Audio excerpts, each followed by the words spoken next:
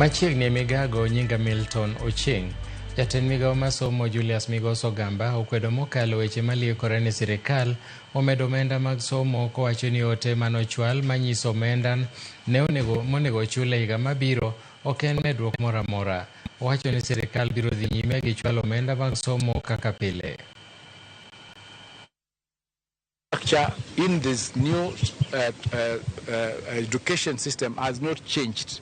The fee structure remains as stipulated in the Kenya Gazette of 2015. Remember, the guidelines that we released referred to the Kenya Gazette of 2015, which stipulates the fees that is payable by all categories of our schools. So no fee has changed.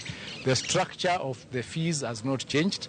The amount of capitation has also not changed. We are paying 1,500 for primary, 15,000 for junior school, and 22,240 for senior school or for secondary schools. So that fee has not changed.